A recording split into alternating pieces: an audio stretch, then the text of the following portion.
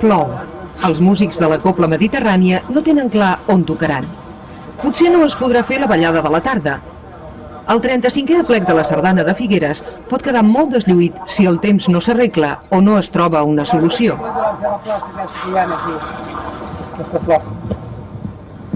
Segurament els organitzadors ja han buscat un lloc alternatiu. El més complicat és que tots, sardanistes i músics, sàpiguen on és i que es mobilitzin. Home, passa sovint, amb molts aplecs, com que plou, ens hem de traslladar a algun lloc que puguem tocar sense moure-nos, sense moure els instruments.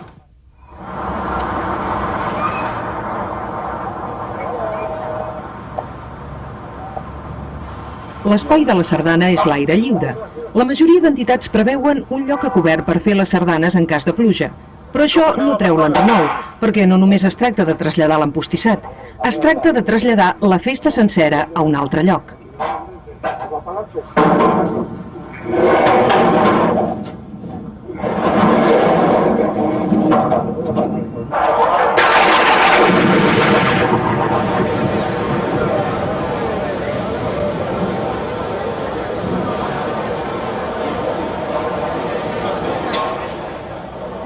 Amb el mal temps, alguns sardanistes ja no surten de casa.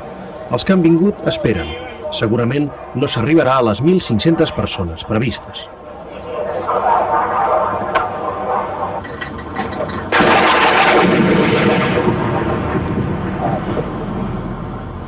En Jordi Santolària, responsable de l'entitat organitzadora, és l'home clau per coordinar la feina enmig de l'enrenou. Al matí, en el transcurs del concert de música per a cobla que s'ha fet al Teatre al Jardí, en Jordi ha estat homenatjat pels seus 25 anys de feina feta. A la tarda, muntant l'empostissat, demostra que continua plenament dedicat a la sardana. I és que, a l'hora de ser-hi, el president ha de ser el primer.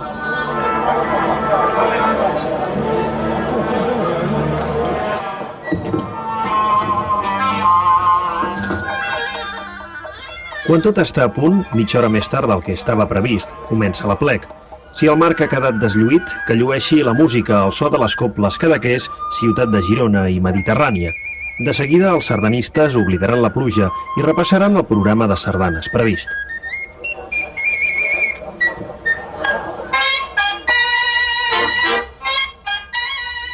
Sona la música i per uns instants surt el sol.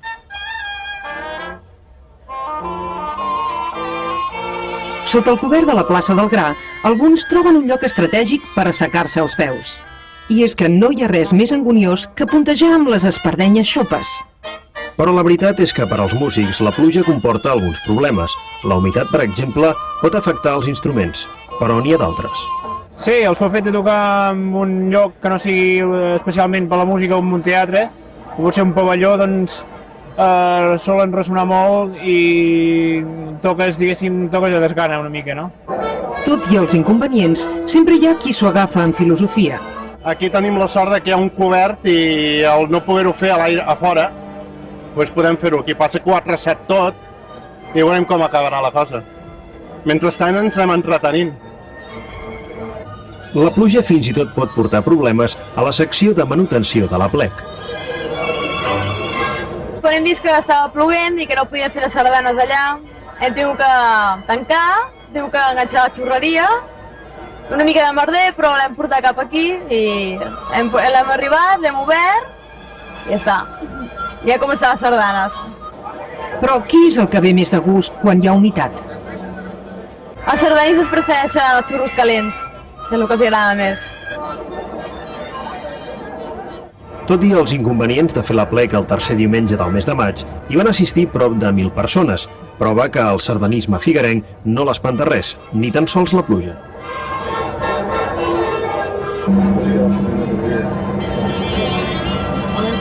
Potser aquest esperit obert i innovador és el que va fer possible que Pep Ventura, que va viure la major part de la seva vida a Figueres, pogués tirar endavant amb èxit popular la seva reforma de la sardana.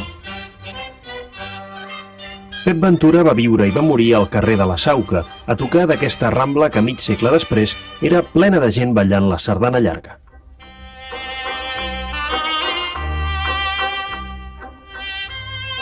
Nascut a Alcalà la Real, va passar la infantesa a Roses, el poble del seu pare, militar de professió.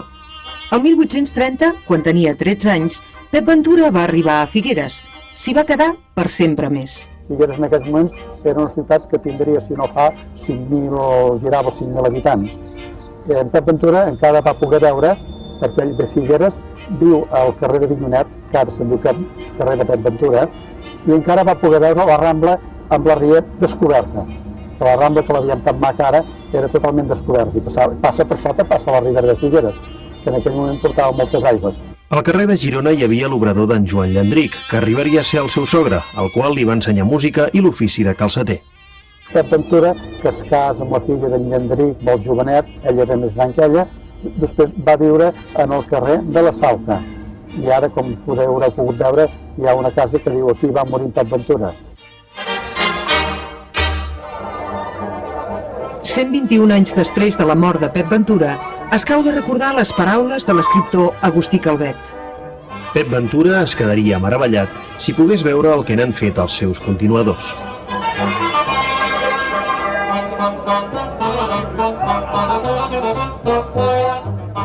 L'entitat organitzadora del 35è aplec, el Foment de la Sardana Pep Ventura, manté viu l'esperit del músic, l'esperit de la tenacitat, sigui quin sigui l'entrebanc. Una cosa és començar puntualment i fer les sardanes al vell mig de la Rambla, que és el lloc més emblemàtic de la nostra ciutat, i l'altre és venir aquí a córrer cuites, vol dir anar amb paraigues, amb jerseis i amb sabates, en fi. Però nosaltres endavant com sempre.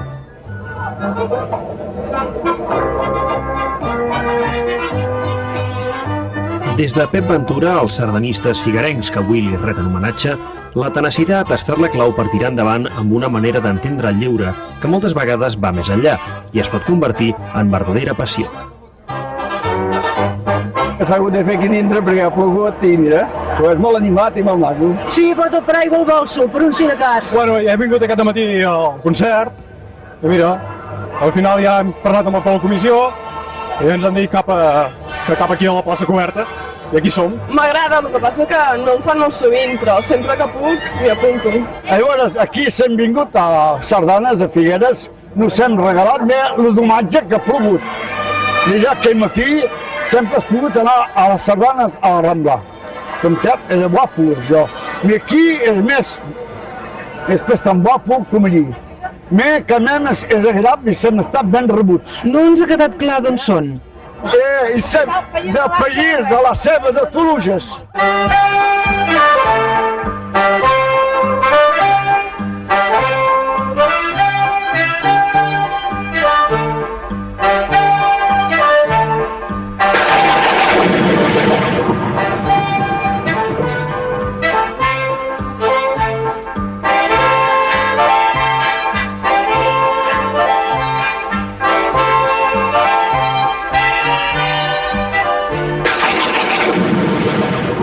La tenora d'en Pep Ventura fa més de 100 anys que va emmudir. Arreu, però, com a la plaça del Gra de Figueres, la sardana continua viva.